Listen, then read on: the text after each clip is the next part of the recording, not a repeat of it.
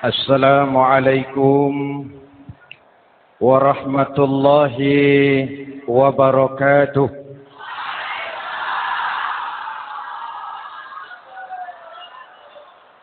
Alhamdulillahi rabbil alamin. Wassalatu wassalamu ala asyrafil mursalin. Sayyidina wa maulana Muhammadin wa ala alihi wa sahbihi ajma'in, amma ba'du. Saudara-saudara kaum muslimin yang berbahagia, hadirin, kesempatan malam ini saya ingin cerita akhirat saja. Sudah pernah ke akhirat belum? Mau? Kalau mau saya daftar, besok berangkat. Salah satu rukun iman yang 6, percaya kepada adanya akhirat. Satu saat alam ini akan hancur sehancur-hancurnya. Bumi, gempa, gunung, meletus, air laut tumpah ke darat. Planet-planet bertabrakan, halilintar menyambar, angin topan bertiup. Semua yang bernama hidup, mati, itu kiamat. Lalu kita akan dibangkitkan di padang mahsyar. Dibangkitkan dari kubur kita masing-masing. Dan subhanallah, pada saat bangkit dari kubur itu, keadaan muka kita ini menurut satu riwayat berubah menurut amalan kita masing-masing. Jangan heran nanti ada yang dibangkitkan dari kuburnya itu mukanya berubah jadi muka tikus. Hebat sekali. Badannya badan manusia, tangannya tangan manusia, mukanya muka tikus. Sebab apa? Sebab waktu di dunia amalannya amalan tikus. Apa amalan tikus itu? Suka menggeragoti barang yang disimpan rapi-rapi.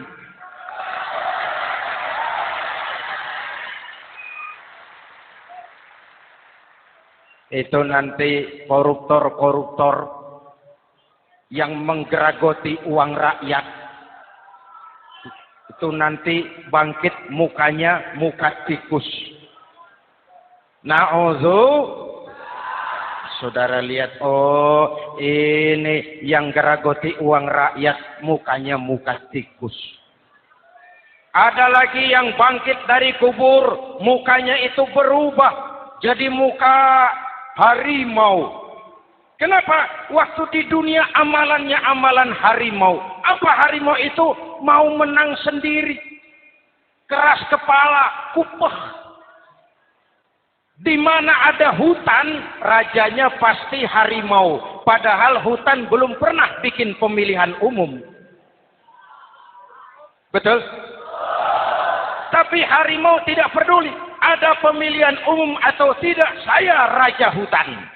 Setelah naik jadi raja di hutan, harimau bukan melindungi rakyatnya, malah makanin rakyatnya.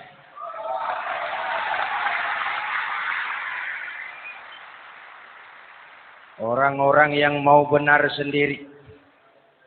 Ada lagi yang bangkit dari kubur gagah, mukanya muka ketek. Sebab apa? Waktu di dunia amalannya amalan ketek. Apa ketek itu? Rakus, serakah, tamak. Coba, ketek itu kasih pisang, dimakan. Berikan lagi, pegang. Berikan lagi, kakinya yang megang. Temannya diberikan, masih dirampas juga. Ketek. Serakah, kalau mental ketek masih gentayangan di republik ini, maka pemerataan cuman akan jadi dongeng. Kaum muslimin yang berbahagia, pada saat itu di akhirat nanti, setiap orang sibuk dengan urusannya sendiri-sendiri. Boleh jadi setiap kita lalu akan dimintakan pertanggungan jawab. Boleh jadi orang tua tidak sempat lagi mengingat anaknya. Saudara tidak lagi sempat memikirkan saudaranya. Tiap orang akan dimintakan pertanggungan jawab. Dalam kondisi seperti itu, Rasulullah mengajarkan sab'atun yudhilluhumullahu yawma la zilla illa zilluh. Ada 7 golongan manusia yang di akhirat nanti akan langsung mendapat perlindungan dari Allah Subhanahu wa taala. Orang lain sibuk, dia tenang. Orang lain resah dan gelisah, dia ayem. Kenapa? Mendapat perlindungan dari Allah. Sebab ketika di dunia, ia memberikan perlindungan kepada orang banyak. Siapa mereka? Mudah-mudahan kita termasuk salah satu di dalamnya. Mencari perlindungan Allah lebih-lebih dalam situasi sekarang ini. Pertama, imamun adil. Yang akan mendapat perlindungan langsung dari Allah adalah pemimpin yang adil. Sebab apa? Pemimpin yang adil melindungi banyak rakyat, maka pantas di akhirat dilindungi oleh Allah Subhanahu. Kita ini kan zon politikan. Kita ini makhluk yang tidak mungkin hidup sendiri-sendiri. Untuk melaksanakan hajat bersama, kita memerlukan pemimpin. Memilih pemimpin itu tidak sulit. Dalam fikih, ketika sholat, itu dijelaskan bagaimana cara memilih imam. Siapa yang diangkat jadi imam? Pertama, a'lamuhum. Orang yang paling alim di kampungmu siapa? Angkat jadi imam. Yang paling alim, paling menguasai persoalan, sehingga bisa membawa bangsa keluar dari kesulitan. Pemimpin yang bisa menyelesaikan masalah, bukan yang menimbulkan masalah.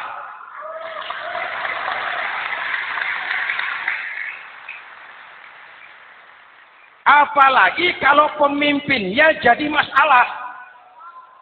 Bagian dari masalah. Ini namanya pengurus jadi urusan. A'lamuhum. Pak, di kampung saya ada 2 orang. Alimnya sama. Yang mana yang jadi imam? Afsahuhum. Yang lebih fasih lidahnya. Yang paling pandai menyuarakan aspirasi rakyatnya. Punya sense of crisis. Yang satu alim tapi pelo.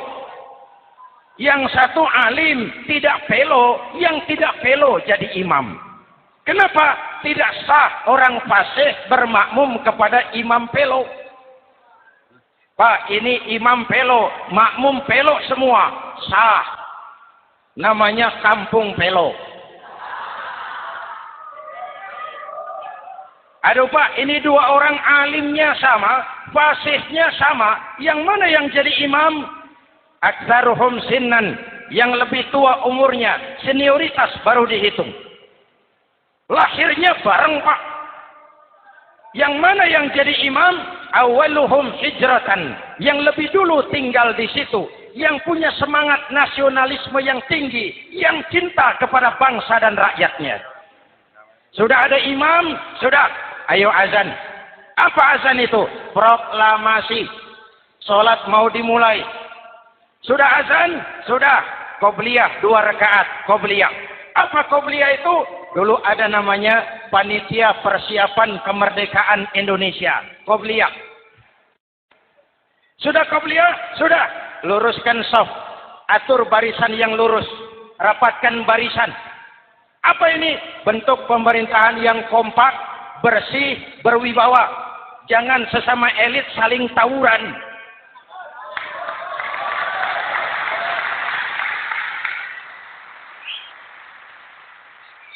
Luruskan shaf. Lalu shaf yang terdepan hendaknya diisi orang yang sedikit alim. Tidak perlu alim betul, sedikit alim. Maksudnya apa? Kalau imam keliru dia bisa tegur. Kalau imam salah dia bisa tegur.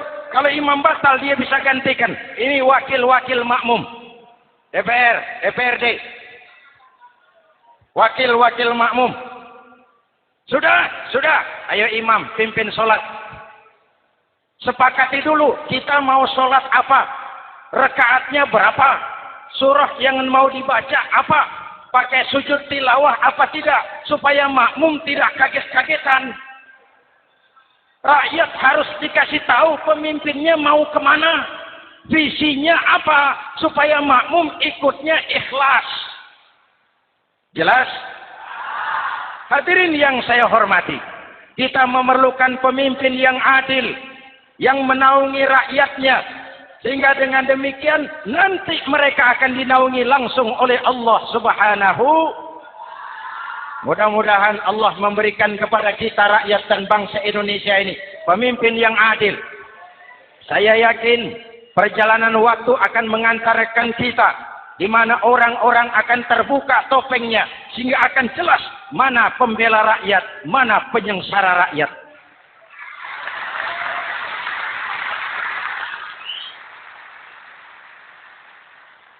Lalu sebenarnya tiap kita ini kan pemimpin. Pak Lurah pemimpin di kelurahannya, Pak Camat pemimpin di kecamatannya, kepala suami pemimpin di rumah tangganya, anak muda pemimpin bagi dirinya. Dan setiap kita akan dimintakan pertanggungan jawab tentang apa yang kita pimpin. Marilah setiap kita berusaha menjadi pemimpin yang adil. Satu. Yang kedua, syab nasya'a fi ibadatillah. Anak muda yang tekun beribadah kepada Allah. Amin. Remaja adalah masa depan kita semua. Akan bagaimana Republik Indonesia, bahkan akan bagaimana Islam di Republik Indonesia 20, 30, 40 tahun yang akan datang. Anak-anak kita jawabannya. Jelas? Maka menghancurkan Islam tidak usah menyegel masjid, tidak usah menutup pesantren, tidak perlu melarang pengajian, cukup dengan meracuni remaja dan pemuda Islam, menjauhkan mereka dari agama dan ulama. Kalau mereka sudah jauh dari agama dan ulama, tinggal menunggu pergantian generasi.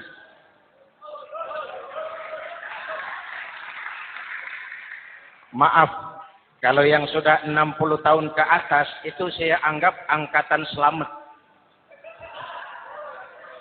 Generasi tanda seru. Insya Allah mantap akidahnya, tidak goyah imannya. Tapi yang 30 tahun ke bawah, adik-adik saya ini, the next generation. Kalian yang jadi pilot project. Remaja-remaja Islam, kalau mau jadi remaja dan pemuda modern, jangan dekat-dekat ke masjid kuno. Masjid khusus 70 tahun ke atas. Baca Quran kampungan. Ngaji urusan akhirat. Seiring dengan itu, modernisasi diartikan dengan westernisasi. Kau tidak bisa jadi pemuda modern kalau semua yang datang dari barat belum kau telan mentah-mentah. Kau harus bisa bergaul seperti orang barat, berpakaian seperti orang barat, berumah tangga seperti orang barat, makan minum seperti orang barat. Kalau nyanyi lagunya lagu barat yang orang lain nggak ngerti, kamu juga nggak tahu. Mengalirlah narkoba dalam segala bentuknya. Maka muncullah generasi-generasi santai, generasi-generasi salon yang mencoba mencari pelarian hanya dengan kesenangan sesaat, tapi menghancurkan masa depan yang pasti.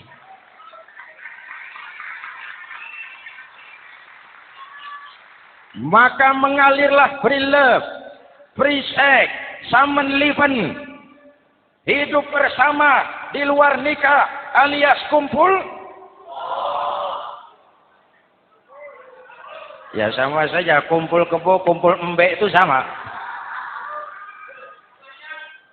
Hadirin yang saya hormati, kalau sudah hancur tinggal menunggu pergantian generasi.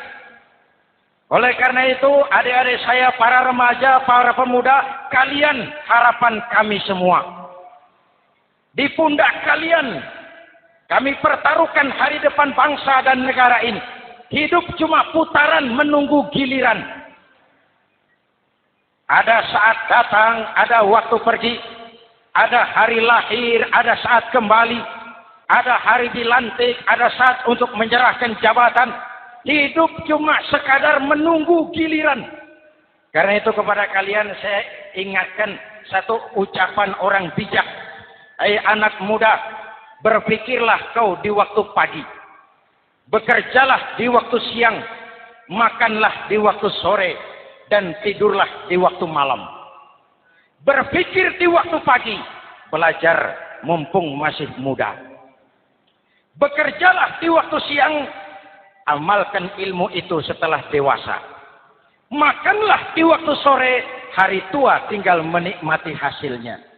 Tidurlah di waktu malam, matilah dengan tenang. Kalau pagi kau tidak berpikir, nanti siang kau tidak akan bisa bekerja. Kalau siang tidak kerja, nanti sore mau makan apa? Kalau sore tidak makan, alamat malam enggak bisa tidur.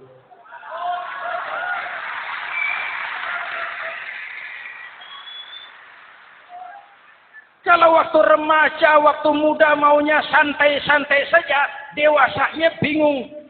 Kalau dewasanya bingung, hari tua terlunta-lunta.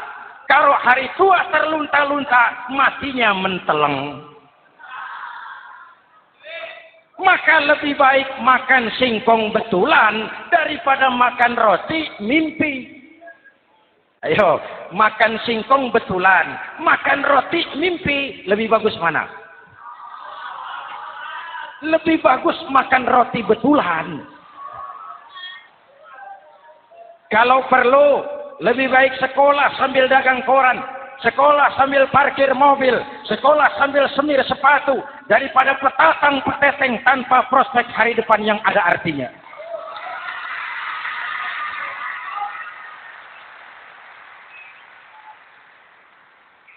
Inilah golongan kedua yang nanti akan langsung mendapat perlindungan dari Allah. Anak muda yang tekun ibadah. Kalau orang tua tekun ibadah, pantas. Orang tua rajin ibadah, tidak istimewa. Masya Allah Pak, itu orang tahajudnya hebat, wirid yasinnya mantap, puasanya luar biasa, zikirnya mantap. Umurnya berapa? 70. Wajar. Lalarwi sanjo. Sudah larut senja. Kalau 70 masih jadi preman, kapan taubatnya? Tapi kalau ada anak muda, darahnya masih mengalir dengan panas, keinginannya masih sejuta khayal, dia bisa salurkan di jalan Allah, itu amat disukai Allah, dan itu akan mendapat perlindungan langsung dari Allah Subhanahu. Hadirin kaum muslimin di seluruh tanah air yang saya cintai. Sekarang kita sampai kepada golongan ketiga yang nanti dinaungi Allah. Itu siapa? Rajulun qalbuhu mu'allaqun bil masajid. Seseorang yang hatinya selalu terpaut kepada masjid. Masjid memang tempat melaksanakan sholat, tapi lebih dari itu dia adalah pusat kegiatan umat. Umat Islam dengan masjid seperti ikan dengan air, tidak boleh berpisah. Sehingga ada hadis qudsi mengajarkan, inna buyuti fil ardil masajid wa inna zuwari fiha ummaruha. Rumahku di permukaan bumi adalah masjid.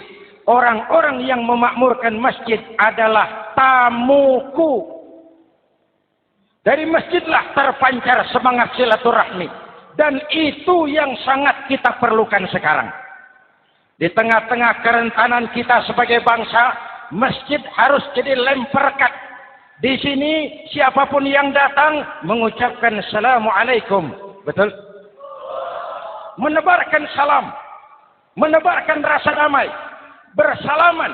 Kata Nabi, ma min muslimaini yaltaqiyani fayatasafahani illa ghafarallahu dzunubahuma. Apabila dua orang Islam bertemu lalu bersalam-salaman, Allah akan menghapuskan dosa yang terjadi di antara kedua orang itu.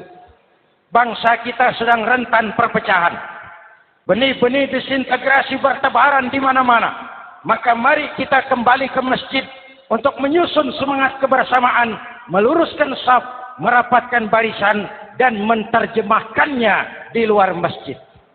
Ini ada kaitannya dengan faktor yang keempat, yang langsung dilindungi Allah. Siapa mereka? Rajulani tahabba fillahi ijtama'a alaihi wa tafarraqa alaihi.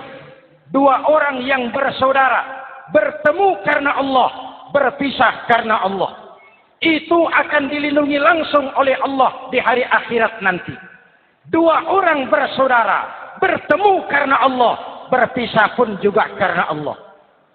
Tadi dalam perjalanan ke sini, saya melalui sebuah desa. Masih ada sisa-sisa tawuran antar desa. Saya tidak sebutkan desanya, itu rahasia perusahaan. Saya cuma prihatin, siapa lawan siapa? Siapa yang kita bakar rumahnya? Siapa yang kita sambiti dengan batu? Siapa yang kita rugikan? Padahal urusannya kadang-kadang sepele. Di satu desa misalnya, cuma urusan kaset jadi tawuran antar desa. Ini kan hal yang sangat sepele. Padahal Nabi mengajarkan dengan keras, kalau dua orang Islam saling bertengkar, al-qatil wal maktul finnar. Yang membunuh dan yang dibunuh, dua-duanya neraka. Sahabat bertanya, ya Rasul, kalau yang membunuh masuk neraka, pantas. Kenapa yang dibunuh neraka juga? Rasulullah senyum lalu berkata, yang dibunuh pun sudah punya niat membunuh. Cuma keduluan dibunuh. Andai kata tidak dibunuh, dia yang akan membunuh. Mari kita renungkan, kenapa sebagai bangsa kita seperti tercabut dari akar budaya kita. Kita jadi beringas, kita jadi brutal untuk hal yang sepele. Yang satu teriak Allahu Akbar, yang lain teriak Allahu Akbar. Siapa lawan siapa? Dulu Bung Tomo teriak Allahu Akbar, musuhnya Londo. Sayyidina Hamzah, Khalid bin Walid teriak Allahu Akbar, yang dilawan kafir. Abu Jahal, Abu Lahab, Abu Sufyan. Sekarang si Ali lawan si Hasan, Hasan Allahu Akbar, Ali Allahu Akbar. Siapa lawan siapa?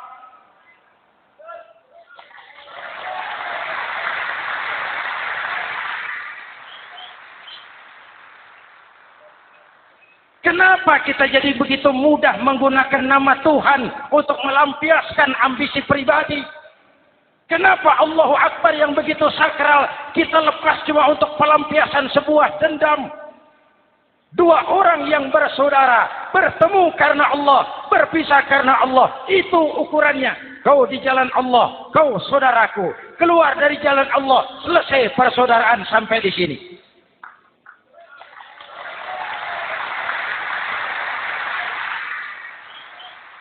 Hadirin, lewat mimbar ini saya kembali menekankan, mari kita pelihara kerukunan. Pertama, rukun antar umat seagama. Sesama muslim harus bersatu. Yuk, kita rukun yuk. Kita kompak yuk. Kita bersatu yuk. Sesama muslim, kaos boleh berbeda, boleh. Jaket boleh tidak sama, silakan. Paham politik boleh berbeda, boleh. Kau lewat sana, saya lewat sini, nanti kita ketemu di sana. Betul? Mari lapang dada menerima perbedaan, tetapi mengarah kepada satu tujuan yang sama. Walaupun bineka, kita ini tunggal. Seperti dilatih di masjid ini. Dua orang yang bersaudara, bertemu karena Allah, berpisah karena Allah. Hati-hati, di masyarakat sekarang ini kan lebih banyak tukang kompor daripada tukang lem. Tahu tukang kompor? Hangati sana, panasi sini, bakar sana, sulut sini. Terbakar kita, dia lari tepuk tangan. Udah capek kita rakyat diobok-obok. Udah capek kita rakyat dialamatkan, dijadikan adres. Semua kalau pidato demi rakyat, untuk rakyat, buat rakyat, padahal nggak pernah kenal sama rakyat. Kita cuma jadi alamat. Mari kita kokohkan akar kebersamaan. Kita sama-sama anak Ibu Pertiwi. Di negeri ini kita dilahirkan. Air negeri ini yang kita minum. Udara negeri ini yang kita hirup. Kalian remaja, kalian pemuda, lebih bertanggung jawab karena kalian anak Ibu Pertiwi. Hadirin yang saya hormati, maka tetaplah jaga semangat kebersamaan. Ini yang keempat. Yang kelima, rajulun zakarallaha khalian fafadat ainahu. Seseorang yang mengingat Allah dalam kesunyian, lalu berlinang air matanya. Tengah malam, dikala orang sedang tidur, dia bangun munajat. Gemersik tikar tersentuh tangan, laksana lambaian tangan malaikat maut datang hendak merenggut nyawa. Terbayang dosa yang pernah dia kerjakan, air mata berurai membasahi pipi tanpa terasa. Orang yang munajat semacam itu nanti langsung mendapat perlindungan dari Allah Subhanahu. Saya pernah baca hadis qudsi, merinding bulu kuduk saya. Mendengar hadis qudsi ini, terbayang Indonesia saya, Indonesiaku, Indonesiamu, Indonesia kita semua. Apa kata Allah dalam hadis qudsi? Inni la ahammu bi'azabi ibadi. Kadang-kadang aku muak melihat tingkah laku manusia. Aku kepengen turunkan azab. Kalau azab turun di bumi, kita sudah merasakan banjir di mana-mana. Manado banjir, Sumatera Barat banjir, Jambi banjir, Bengkulu, tanah longsor di Purworejo, Cilacap banjir, Sukabumi gempa, Pandeglang gempa, ekonomi terpuruk, antar kampung tawuran, antar elit di atas tawuran.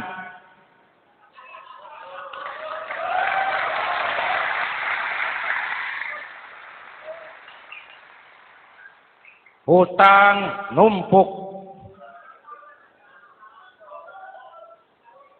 40% APBN kita ini sekarang cuma untuk bayar hutang. Itu pun dengan asumsi dolar 7.000, 9.000, artinya sekitar 50% APBN kita untuk bayar hutang. Untungnya sekarang ini yang agak menolong, harga minyak membaik di pasaran internasional. Hadirin yang saya hormati. Ini lagi ngomong apa saya sih? Aku pengen turunkan azab, tetapi kata Allah, ketika aku melihat orang-orang tua yang sujud di keheningan malam, bayi-bayi tanpa dosa masih menyujud. Ada hadis qudsi mengajarkan, inna buyuti fil ardil masajid, wa inna zuwari fiha ummaruha. Rumahku di permukaan bumi adalah masjid. Orang-orang yang memakmurkan masjid adalah tamuku. Dari masjidlah terpancar semangat silaturahmi. Dan itu yang sangat kita perlukan sekarang. Di tengah-tengah kerentanan kita sebagai bangsa, masjid harus jadi lem perekat. Di sini siapapun yang datang mengucapkan assalamualaikum. Betul? Menebarkan salam, menebarkan rasa damai, bersalaman. Kata Nabi, ma min muslimaini yaltaqiyani fayatasafahani illa ghafarallahu dzunubahuma. Apabila dua orang Islam bertemu lalu bersalam-salaman, Allah akan menghapuskan dosa yang terjadi di antara kedua orang itu. Bangsa kita sedang rentan perpecahan. Benih-benih disintegrasi bertebaran di mana-mana. Maka mari kita kembali ke masjid untuk menyusun semangat kebersamaan, meluruskan saf, merapatkan barisan, dan menerjemahkannya di luar masjid.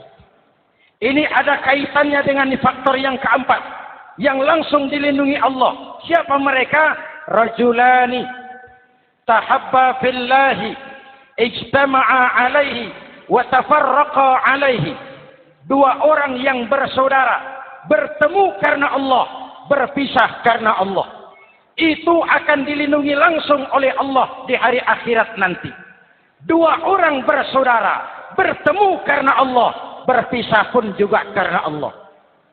Tadi dalam perjalanan ke sini, saya melalui sebuah desa.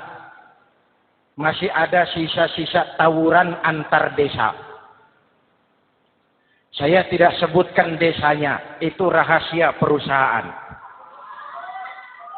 Saya cuma prihatin, siapa lawan siapa? Siapa yang kita bakar rumahnya? Siapa yang kita sambiti dengan batu? Siapa yang kita rugikan? Padahal urusannya kadang-kadang sepele. Di satu desa misalnya, cuma urusan kaset jadi tawuran antar desa. Ini kan hal yang sangat sepele. Padahal Nabi mengajarkan dengan keras. Kalau dua orang Islam saling bertengkar, al-qatil wal maktul finnar. Yang membunuh dan yang dibunuh, dua-duanya neraka. Sahabat bertanya, ya Rasul, kalau yang membunuh masuk neraka, pantas. Kenapa yang dibunuh neraka juga?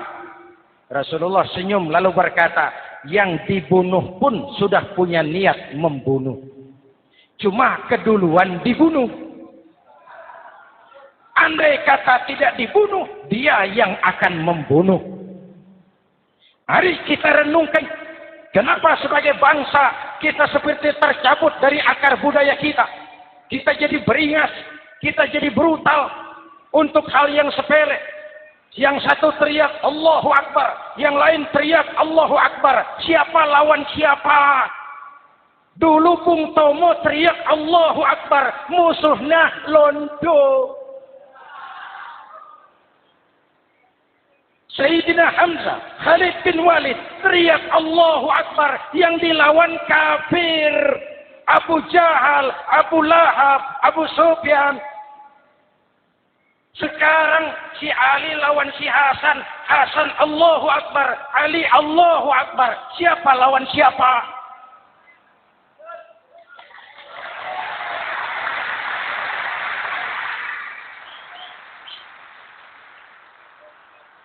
Kenapa kita jadi begitu mudah menggunakan nama Tuhan untuk melampiaskan ambisi pribadi? Kenapa Allahu Akbar yang begitu sakral kita lepas cuma untuk pelampiasan sebuah dendam? Dua orang yang bersaudara, bertemu karena Allah, berpisah karena Allah. Itu ukurannya. Kau di jalan Allah, kau saudaraku. Keluar dari jalan Allah, selesai persaudaraan sampai di sini.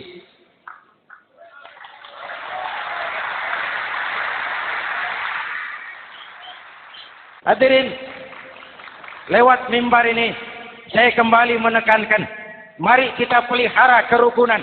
Pertama, rukun antar umat seagama. Sesama muslim harus bersatu. Yuk, kita rukun yuk. Kita kompak yuk. Kita bersatu yuk.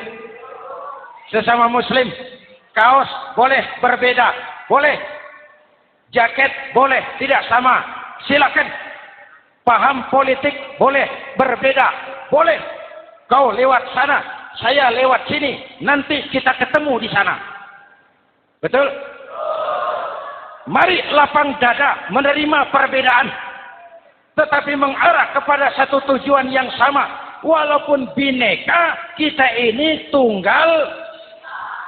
Seperti dilatih di masjid ini. Dua orang yang bersaudara. Bertemu karena Allah. Berpisah karena Allah. Hati-hati di masyarakat sekarang ini. Kan lebih banyak tukang kompor daripada tukang lem. Tahu tukang kompor? Hangati sana, panasi sini, bakar sana, sulut sini. Terbakar kita, dia lari tepuk tangan. Udah capek kita rakyat diobok-obok. Udah capek kita rakyat dialamatkan, dijadikan adres. Semua kalau pidato demi rakyat, untuk rakyat, buat rakyat, padahal nggak pernah kenal sama rakyat. Kita cuma jadi alamat. Mari kita kokohkan akar kebersamaan. Kita sama-sama anak Ibu Pertiwi. Di negeri ini kita dilahirkan. Air negeri ini yang kita minum. Udara negeri ini yang kita hirup. Kalian remaja, kalian pemuda, lebih bertanggung jawab karena kalian anak Ibu Pertiwi. Hadirin yang saya hormati, maka tetaplah jaga semangat kebersamaan. Ini yang keempat. Yang kelima, rajulun zakarallaha khalian fafadat ainahu. Seseorang yang mengingat Allah dalam kesunyian, lalu berlinang air matanya. Tengah malam, dikala orang sedang tidur, dia bangun munajat. Gemersik tikar tersentuh tangan, laksana lambaian tangan malaikat maut datang hendak merenggut nyawa. Terbayang dosa yang pernah dia kerjakan, air mata berurai membasahi pipi tanpa terasa. Orang yang munajat semacam itu nanti langsung mendapat perlindungan dari Allah Subhanahu. Saya pernah baca hadis qudsi. Merinding bulu kuduk saya. Mendengar hadis qudsi ini, terbayang Indonesia saya, Indonesiaku, Indonesiamu, Indonesia kita semua. Apa kata Allah dalam hadis qudsi? Inni la ahammu bi'azabi ibadi. Kadang-kadang aku muak melihat tingkah laku manusia. Aku kepengen turunkan azab. Kalau azab turun di bumi, kita sudah merasakan banjir di mana-mana. Manado banjir, Sumatera Barat banjir, Jambi banjir, Bengkulu, tanah longsor di Purworejo, Cilacap banjir, Sukabumi gempa, Pandeglang gempa, ekonomi terpuruk, antar kampung tawuran, antar elit di atas tawuran.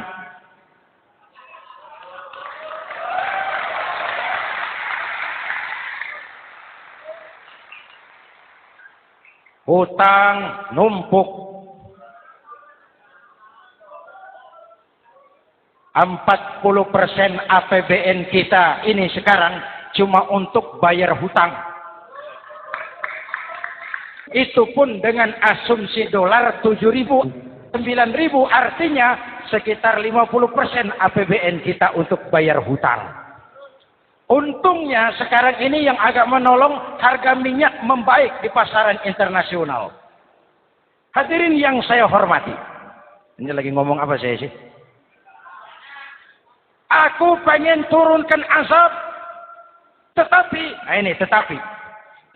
kata Allah, ketika aku melihat orang-orang tua yang sujud di keheningan malam, bayi-bayi tanpa dosa masih menyusu, binatang ternak melata mencari makan, murkaku surut, azab aku tarik kembali.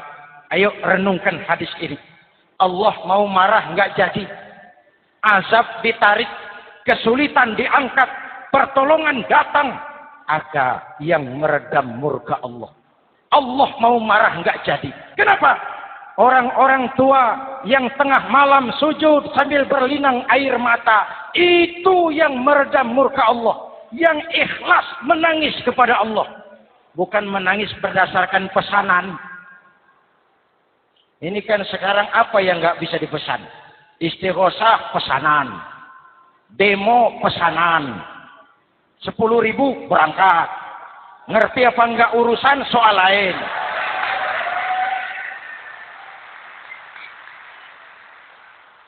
Jadi bukan demonstran, pekerja demo. Orang tua yang ikhlas nangis kepada Allah di keheningan malam, kita hutang jasa kepada orang-orang tua yang ikhlas seperti itu. Itu yang menjaga keselamatan bangsa. Allah mau murka nggak jadi. Sepanjang masih banyak orang-orang tua yang sujud di tengah malam. Amin. Yang kedua, bayi tanpa dosa masih menyusu. Tanpa dosa. Binatang melata mencari makan. Sekarang bagaimana kesulitan nggak mau panjang. Mengamalkan hadisnya terbalik. Yang disuruh itu orang tua tengah malam sujud. Bayi tanpa dosa nyusu. Sekarang ini orang tua tengah malam nyusu. Bayi tanpa dosa dibuang ke tempat sampah. Akibat pergaulan bebas. Bayi tanpa dosa dibuang ke tempat sampah. Orang tua tengah malam.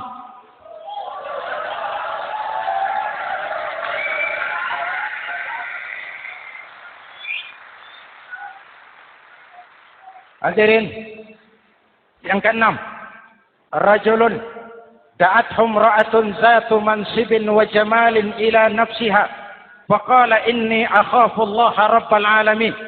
Orang yang bermoral dibujuk rayu oleh perempuan cantik, lalu dia berkata, maaf, saya takut kepada Allah. Orang bermoral yang merasakan kehadiran Allah dekat dalam hidup. Umpama waktu puasa, saudara sholat zuhur. Sebelum sholat, saudara berwudu. Ketika berkemur, saudara korupsi. Sedikit airnya saudara minum. Jangankan polisi, teman wudu sebelah pun tidak tahu kalau waktu berkemur saudara korupsi. Kenapa kita tidak mau melakukan? Ada rasa malu kepada Allah. Ini yang perlu kita tumbuh kembangkan. Rasa malu kepada Allah subhanahu wa ta'ala. Yang ketujuh, rajulun tasaddaqa bi sadaqatin fa'akhfaha. Orang yang bersedekah lalu disembunyikan sehingga tangan kiri tidak tahu apa yang diberikan oleh tangan kanan. Orang yang punya kepedulian tinggi tetapi ikhlas menolong yatim, membantu sesama dalam rangka menegakkan masyarakat yang adil dan makmur. Mari kita mohon kepada Allah, semoga kita semua senantiasa dalam perlindungannya di dunia ini dan lebih-lebih di akhirat nanti. Al-Fatihah. A'udzubillahi minasyaitonir rajim. Shiratal ladzina an'amta 'alaihim ghairil maghdubi 'alaihim waladdallin. Amin. Bismillahirrahmanirrahim. Alhamdulillahi rabbil alamin. Allahumma salli ala Muhammad wa ala alihi wa sahbihi ajma'in. Rabbana taqabbal minna salatana wa siyamana wa qiyamana wa takhashu'ana wa ta'abbudana wa tammim taqsirana ya arhamar rahimin.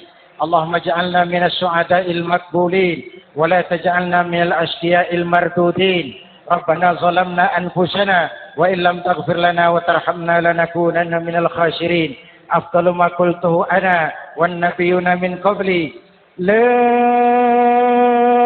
ilaha illallah.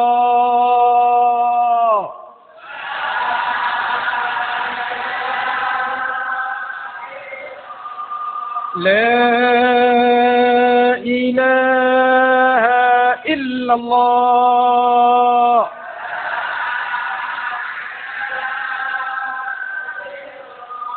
Muhammadur Rasulullah.